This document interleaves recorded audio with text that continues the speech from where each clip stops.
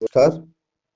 मैं doctor S के उपाध्याय से आचार्य लोक प्रशासन MSJ कॉलेज भरतपुर। आज हम BA सेकेंड ईयर के फर्स्ट प्रश्न पत्र भारत में प्रशासनिक संस्थाएं विषय के टॉपिक केंद्रीय समाज कल्याण बोर्ड संगठन एवं कार्य विषय पर चर्चा करेंगे। केंद्रीय समाज कल्याण बोर्ड समाज कल्याण कार्यकलापों को बढ़ावा देने और स्वैच्छिक संगठनों के माध्यम से महिलाओं, बच्चे, विकलांग व्यक्तियों के कल्याण के कार्यक्रमों को क्रियान्वित करने के उद्देश्य से 12 अगस्त 1953 में भारत सरकार के संकल्प द्वारा केंद्रीय समाज कल्याण बोर्ड की स्थापना की गई। यह बोर्ड 1969 तक सरकार के अंग के रूप में कार्य करता रहा। इसके बाद इसे कानूनी दर्जा देने के लिए कंपनी अधिनियम के अंतर्गत एक धर्मार्थ कंपनी के रूप में इसका पंजीकरण 1969 में किया गया। केंद्रीय समाज कल्याण बोर्ड के संगठन के रूप में देखें तो केंद्रीय समाज कल्याण बोर्ड के 4 प्रमुख अंग होते हैं। वो है, एक है अध्यक्ष, दूसरा है कार्यकारी निदेशक, तीसरा है सामान्य निकाय जनरल बॉडी और चौथा है कार्यकारिणी समिति एग्जीक्यूटिव कमेटी। इसका जो अध्यक्ष होता है, पहले निकाय के रूप में जो बोर्ड का अध्यक्ष की नियुक्ति भारत सरकार द्वारा की जाती है। ये सामान्य निकाय और कार्यकारिणी का पदेन सदस्य होता है और बोर्ड का अध्यक्ष भी है।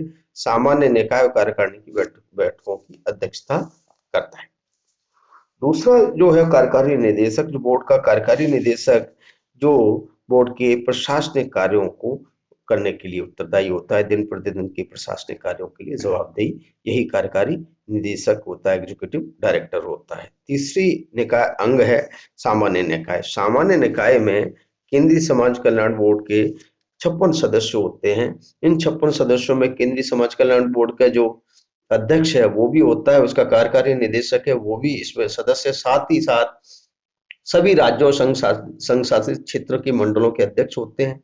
संसद के लोकसभा के 2 और राज्यसभा के 1-3 प्रतिनिधि होते हैं। कुछ विशेषज्ञ होते हैं जो शिक्षा, स्वास्थ्य, पोषण, समाज से जुड़े होते हैं। कुछ समाज के सार्वजनिक जीवन का व्यापक अनुभव रखने वाले व्यक्ति भी होते हैं और भारत सरकार के विभिन्न विभागों मंत्रालयों से 9 सदस्य, इस प्रकार से कुछ 56 टोटल सदस्य सामान्य निकाय में ये होते हैं। और अंतिम अंग के रूप में है कार्यकारिणी समिति। कार्यकारिणी जो समिति है उसमें जो कुल टोटल 16 सदस्य होते हैं और इन 16 सदस्यों में जो अपने केंद्रीय समाज कल्याण बोर्ड के जो अध्यक्ष और निदेशक के अलावा दूसरे प्रत्येक राज्य के जो संघ शासित क्षेत्रों के जो 5 अध्यक्ष जो चक्रानुसार होते हैं, क्रमानुसार होते हैं, बारी बारी से होते हैं।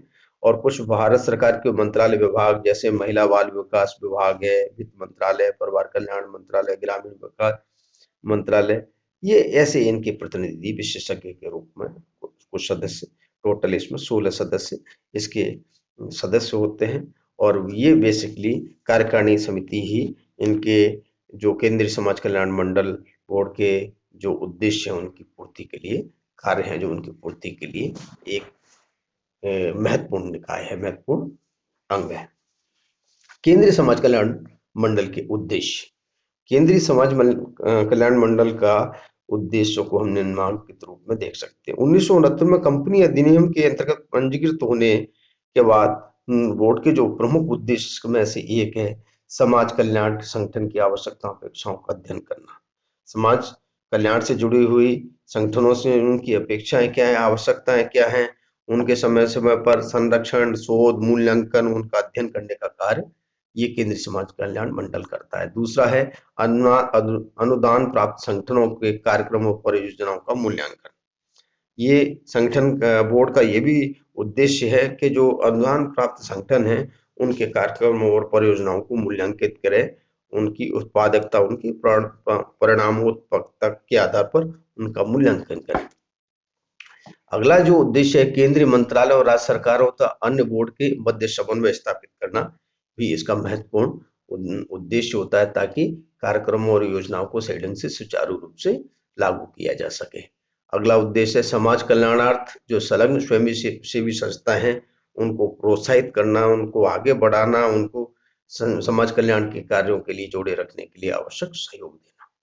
और अगला उद्देश्य है समाज कल्याणार्थ जो समाज के कल्याण कि अपेक्षित जो वांछित पक्ष है, दुर्लभ पक्ष हैं, दुर्लभ क्या कहें वर्ग हैं, उनको आवश्यक सहायता कार्यक्रमों गतिविधियों के माध्यम से देने का कार्य, जैसे महिलाओं, बच्चे, विकलांगों, बेरोजगारों, वृद्धों, रोगियों को समाज कल्याण की मुख्य धारा में जोड़ने के लिए आवश्यक सहायता सहयोग देना और स्वयंसेवी संस्थाओं को इस दिशा में कार्य करने के लिए प्रेरित प्रोत्साहित करने का उद्देश्य भी समाज कल्याण मंडल का है।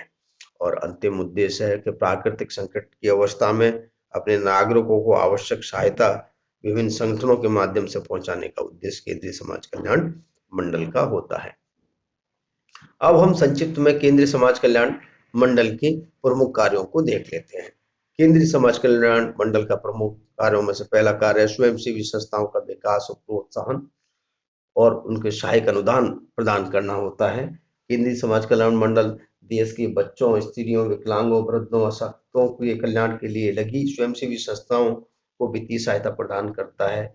ये जिन क्षेत्रों में ये संस्थाएं कार्यरत नहीं है, वहां नई संस्थाओं की, नई संरचनाओं के को विकसित करने का भी कार्य ये केंद्रीय समाज कल्याण मंडल करता है। दूसरा कार्य है कल्याण विस्तार परियोजनाओं का संचालन। कल्याण विस्तार परियोजनाओं के संचालन के माध्यम से अपनी विभिन्न परियोजनाओं जिनको मतलब ग्रामीण, शहरी और सीमावर्ती क्षेत्र में जो संचालित परियोजनाओं को वो विकसित करना, उनको जनसाधारण तक, आवश्यक वांछित वर्ग तक पहुंचाने का कार्य करता है। इन परियोजनाओं में पोषाहार, साक्षरता, व्यावसायिक प्रशिक्षण, बालवाड़ी, परिवार परामर्श, पालन घर इत्यादि परियोजनाएं प्रमुख हैं। तीसरा कार्य है श्रमजीवी महिलाओं के छात्रावास की व्यवस्था करना। केंद्रीय समाज कल्याण मंडल जहां शहरों में आवश्यकता अनुसार जो श्रमजीवी एकांकी महिलाएं हैं उनके रहने के लिए आवश्यक छात्रावास की व्यवस्था करता है, उनकी देखरेख करता है, उनको आवश्यक रखरखाव के लिए अनुदान भी देता है। अगला कार्य है बच्चों के लिए अवकाश शिविर लगाने का कार्य। केंद्रीय समाज कल्याण मंडल विभिन्न अपनी स्वयंसेवी संस्थाओं के माध्यम से करता है। 10 से 16 वर्ष की आयु के बीच गरीब बच्चों के अवकाश शिविर आयोजित करने के लिए विभिन्न समय पर आवश्यकता अनुसार यह कार्य किया जाता है। अगला कार्य है बालवाड़ियों का संचालन का कार्य। केंद्रीय समाज कल्याण मंडल अपने बालवाड़ियों को एक जाल सा बिछा रखा है जो देश भर की स्वयंसेवी संस्थाओं के माध्यम से संचालित की जाती है। मंडल ग्रामीण क्षेत्रों में इस प्रकार के कार्यक्रमों को और अधिक या ज्यादा अधिक प्रोत्साहित करता है। अगला कार्य है स्कूल पूर्व समेकित योजनाएं करने का। शहरों के गंदे इलाकों में निम्न आय वर्ग के से पूर्व के स्कूल बच्चों को उनकी माताओं के लिए पोषाहार, स्वास्थ्य, शिक्षा, परिवार कल्याण हेतु अनेक परियोजनाएं संगठन द्वारा संचालित की जाती है। ये परियोजनाएं ग्रामीण और शहरी क्षेत्रों में एकीकृत बाल विकास कार्यक्रमों के माध्यम से संचालित की जाती है। महिला महिला मंडलों की स्थापना का कार्य। देश भर में महिलाओं की जागृति उत्पन्न करने के लिए महिला मंडल स्थापित करने हेतु एनजीओ को यानी कि स्वयंसेवी संस्थाओं को प्रोत्साहित किया जाता है, आवश्यक सहायता दी जाती है। वो महिला कल्याण की जो अनुमानित खर्च है उसका 75% भाग जो खर्च है वो केंद्रीय समाज कल्याण मंडल के माध्यम से ही किया जाता है। अगला कार्य है ग्रामीण महिलाओं को प्रशिक्षण देना, उनको जन सहकारिता को बढ़ावा देना। मंडल ग्रामीण महिलाओं को अपने शोषण से बचाने के लिए, उन्हें आत्मनिर्भर बनाने के लिए सहकारिता के क्षेत्र में प्रशिक्षण प्रदान किया जाता है। इन प्रशिक्षणों के माध्यम से घरेलू और कुटीर उद्योगों को विकसित करने में आवश्यक तकनीकी और आर्थिक सहायता देने का कार्य भी मंडल करता है। पूरक पोषाहार का कार्यक्रम भी केंद्रीय समाज मंडल द्वारा संचालित होता है। स्कूल पूर्व की आयु के बच्चों को कुपोषण से बचाने के लिए ये आवश्यक होता है। इसके लिए आवश्यकता अनुसार जो सहायता है, आर्थिक सहायता है, वो प्रदान की जाती है। शिक्षा और व्यावसायिक प्रशिक्षण के कार्य भी जो केंद्रीय समाज मंडल द्वारा किए जाते हैं। केंद्रीय समाज मंडल अपने जो वयस्क महिलाएं हैं उनको रोजगार का अवसर बढ़ाने के लिए ये 18 से 30 वर्ष की आयु वर्ग की महिलाओं के लिए व्यावसायिक प्रशिक्षण के लिए आवश्यक प्रबंधन और सहायता का कार्य करती है, और ताकि वो प्रशिक्षण प्राप्त कर अपने स्वरोजगार को बढ़ा सके, समाज में अपने एक आत्मनिर्भरता को सिद्ध कर सके और अपने पैरों पर खड़ी हो सके। इसके लिए समाज कल्याण मंडल सदैव तत्पर और सहयोगी रहता है। और अगला कार्य है के आर्थिक सामाजिक विकास के जो कार्यक्रम है उनको संचालित करने का कार्य भी मंडल करता है। देश भर में जो जरूरतमंद महिलाओं विकलांगों के रूप में आर्थिक रूप से पुनर्स्थापित करने की दृष्टि से आयजनक परियोजनाओं के संचालन की जिम्मेदारी स्वयं अथवा स्वयंसेवी संस्थाओं के माध्यम से ये संगठन निरंतर करता है, ताकि स्वयंसेवी संस्थाओं को वित्तीय सहायता उपलब्ध कराकर इन जरूरतमंदों को एक अपने पैरों पर खड़े होने के लिए आवश्यक वित्तीय सहायता उपलब्ध कराई जाती है। इनका प्रयास हमेशा रहता है कि ऐसे लघु और छोटी परियोजना इकाइयां जिसमें अपने स्वयं के रोजगार हो, जैसा हस्तशिल्प है, हाथकरघा है, डेयरी विकास से संबंधित स्वरोजगार की परियोजनाएं संचालित कर उसमें महिलाओं विकलांगों को और अधिक सहयोगी आत्मनिर्भर बनाने की प्रयास निरंतर किए जाते रहते हैं। अगला कार्य सीमावर्ती क्षेत्रों के कल्याणार्थ परियोजनाएं संचालित करना है। केंद्रीय समाज कल्याण मंडल द्वारा भारत के उन ग्रामीण और शहरी क्षेत्रों में एकीकृत विकास और कल्याण की जो योजनाएं संचालित होती हैं वो सीमा पर स्थित है। इन परियोजनाओं के सीमावर्ती गांव के लोगों को उनके रहन सहन, शिक्षा, स्वास्थ्य, संचार, परिवहन व्यवस्था के प्रयासों में सुधार किया जाता है और उनके सौहार्द को जीवन को बढ़ाने के लिए शिविर भी आयोजित किए जाते रहते हैं। और अगला कार्य है परिवार परामर्श नवाचार का कार्य।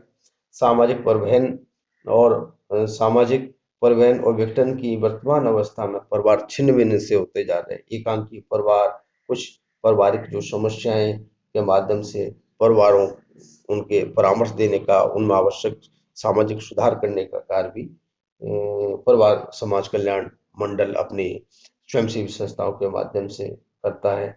जैसे कि परिवारों में जो कलह है, अलगाव है, संघर्ष है, लड़ाइयाँ हैं, उनको दूर करने उनके लिए आवश्यक सहायता दी जाती है। उसी प्रकार से इनके जो विधवाएं हैं, तलाकशुदा हैं, निराश्रित महिलाएं, उनके उत्थान के लिए कई कार्यक्रम चलाए जाते हैं। जो जेलों में महिला कैदी है उनके एक नई दिशा देने के लिए भी इस प्रकार के कार्यक्रम जो परिवार कल्याण समाज कल्याण मंडल अपने स्वयंसेवी संस्थाओं के माध्यम से संचालित करता है। अनुसंधान और मूल्यांकन का कार्य भी समाज कल्याण मंडल के लिए आवश्यक होता है, उपयोगी होता है। ये इससे न केवल कल्याणकारी कार्यों का संपादित हो पाता है, बल्कि इसके माध्यम से कार्यक्रम जो और परियोजनाएं जो संचालित हो रही हैं उनका मूल्यांकन हो जाता है। आवश्यकता अनुसार उसमें सुधार की गुंजाइश होती है, उसमें सुधार किया जा सकता है, मंतव्यों उद्देश्यों को परिवर्तित किया जा सकता है। समाज कल्याण की वास्तविक स्थिति और उसमें सुधार की संभावनाओं को अनुसंधान और मूल्यांकन के माध्यम से भी जांचा परखा जाता है और ये कार्य सदैव समाज कल्याण मंडल करता रहता है। और अंतिम कार्य है प्रचार का कार्य। केंद्रीय समाज कल्याण मंडल अपने कार्यों को जनता तक पहुंचाने, जनसाधारण तक पहुंचाने के लिए, संबंधित वर्गों में अधिकाधिक लाभ पहुंचाने के लिए उनको प्रचारित करता है, प्रसारित करता है, सेमिनार आयोजित करवाता है, सम्मेलन आयोजित करवाता है, बैठकें करता है, एनजीओ को उन सेवाओं को बढ़ाने के लिए कार्य करता है। इस प्रकार अभी आपने देखा केंद्रीय समाज कल्याण मंडल के कार्यों को बहुत विविध प्रकार से सामाजिक क्षेत्रों को विस्तारित करने का कार्य करता है। महिलाएं, विकलांग, अशक्त लोगों की सहायता के लिए विभिन्न विभिन्न स्वयंसेवी संस्थाओं को आवश्यक सहायता देता है, जागृति करता है, उनको प्रोत्साहित करता है और जहां ये संस्थाएं कार्यरत नहीं है वहां इन संस्थाओं को स्थापित करने में आवश्यक सहायता देता है। मैं संक्षिप्त में ये कहना ज्यादा उचित होगा, समाज के कल्याण के लिए इस प्रकार की एक वैधानिक निकाय की आवश्यकता है। इसी समाज कल्याण मंडल द्वारा पूरी की जाती है। धन्यवाद।